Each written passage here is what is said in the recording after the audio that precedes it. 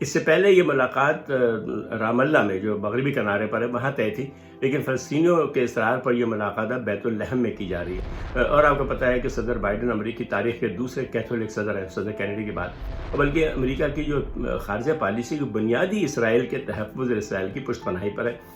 Video آگے دیکھنے سے پہلے چینل کو سبسکرائب کریں اور بیل آئیکن پر کلک کریں۔ بسم اللہ الرحمن الرحیم۔ آج امریکی صدر بائیڈن مشرق وسطیٰ کے دورے پر اسرائیل پہنچے ہیں۔ آج شام یا کل صبح وہ فلسطینی علاقے یعنی مشرق بیت المقدس کے علاقے بیت الحم میں فلسطینی قیادت سے ملاقات کریں گے۔ اس سے پہلے یہ ملاقات رام اللہ میں جو مغربی کنارے پر ہے وہاں طے تھی، لیکن فلسطینیوں کے اصرار پر یہ ملاقات اب بیت الحم میں کی جا رہی ہے۔ بیت الحم میں ملاقات کے دو مقاصد ہیں فلسطینیوں کے تعلق سے، اس لیے کہ یہ مشرقی بیت المقدس میں ہے، گویا اس سے فلسطینیوں کے اس موقف کو تقویت ملتی ہے کہ مشرقی بیت المقدس فلسطینیوں کے دارالحکومت ہے۔ اس کے علاوہ بیت الحم حضرت عیسیٰ علیہ السلام کی جائے پیدائش ہے، تو اس کی بڑی اہمیت ہے مسیحیوں کے ہاں، مسلمانوں کے یہاں بھی اور مسیحیوں کے بھی۔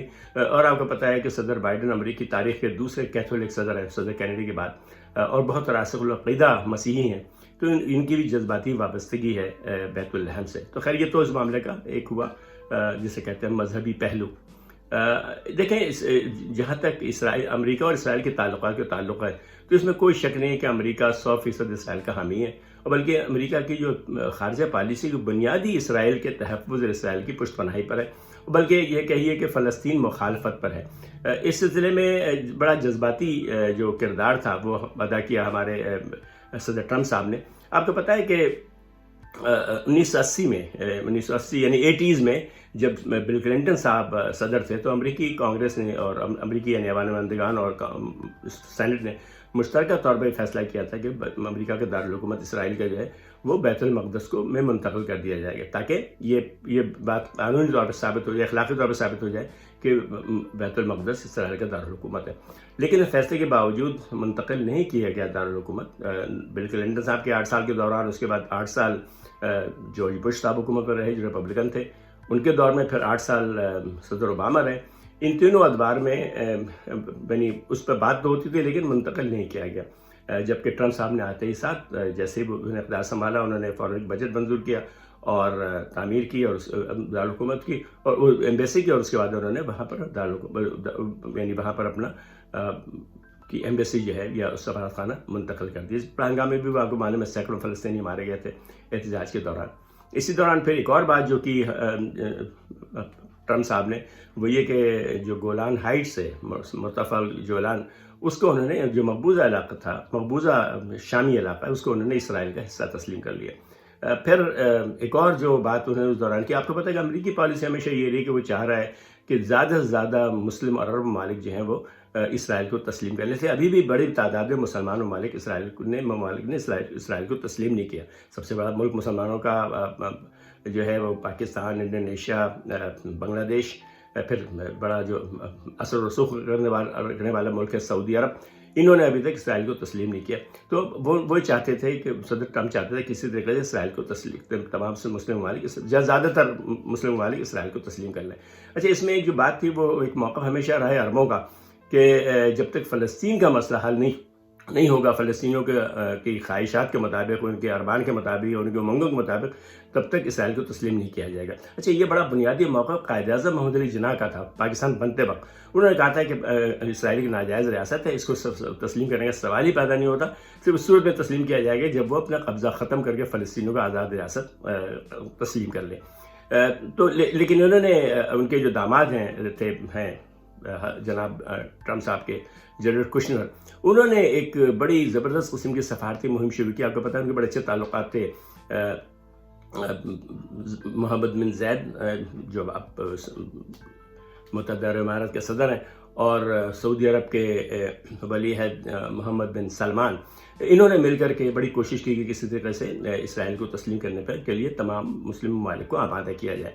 اور اس میں انہوں نے جیرڈ کشنر صاحب کی جو پالیسی تھی، جس کا انہوں نے نام دیا عزم ابراہیم، اس کا خاص نام ابراہیم اس لیے عزم ابراہیم اس لیے رکھا گیا کہ حضرت ابراہیم علیہ السلام جو ہے مسلمانوں، مسیحیوں اور یہودیوں تینوں کے لیے بڑے مقدس و متبرک ہیں، اور تینوں جو ہے انہیں نبی، قائد اور رہنما تسلیم کرتے ہیں۔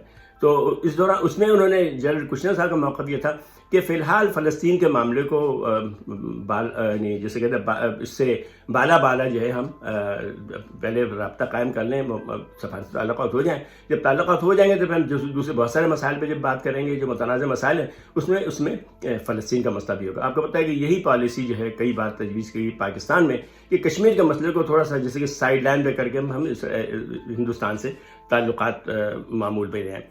تو اس میں اس لحاظ سے بڑی کامیابی ہوئی کہ آپ کو پتہ متحدہ عرب امارات، بحرین، اس کے علاوہ پھر افریقہ کے ممالک سوڈان اور مراکش نے قبول کر لیا. اسی کے ساتھ جو ایک مسلم اکثریت علاقہ ہے یورپ کا، کوسوو، انہوں نے بھی اس کو تسلیم کر لیا.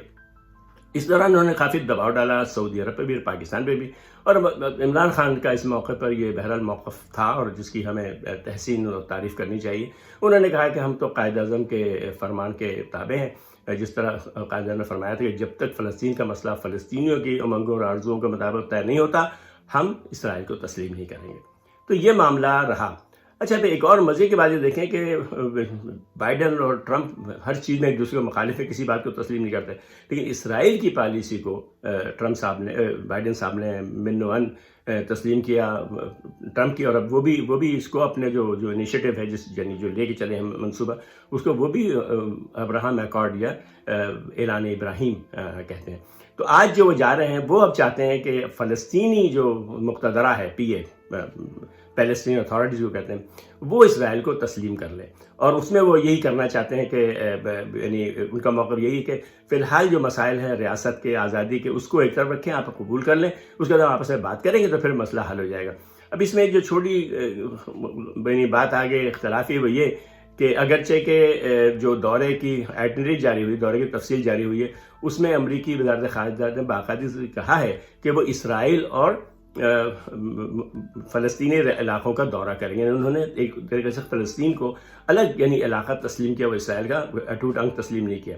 اب اس میں لیکن جو مسئلہ ہو گیا ہے وہ یہ ہے کہ جو مشترکہ اعلامیہ کے لیے مسودہ جاری جس پہ بات ہو رہی تھی، تو فلسطینی کہتے ہیں یہ کہا جائے کہ فلسطین کے دارالحکومت مشرقی بیت المقدس میں ہوگا، مشرقی بیت المقدس فلسطینیوں کے دارالحکومت ہوگا، جبکہ امریکہ کہتا ہے کہ اس میں یہ لکھا جائے کہ مشرقی فلسطینیوں کے دارالحکومت مشرقی بیت المقدس میں ہوگا. یعنی فلسطینیوں کا خیال ہے کہ پورا کا پورا مشرقی بیت المقدس فلسطینیوں کے دارالحکومت ہوگا، جبکہ امریکہ یہ چاہتا ہے جو الفاظ اسے لکھے ہیں اپنے مشترکہ اعلامیہ میں، وہ یہ ہے کہ مشرقی بیت المقدس میں فلسطین کا دارالحکومت ہوگا.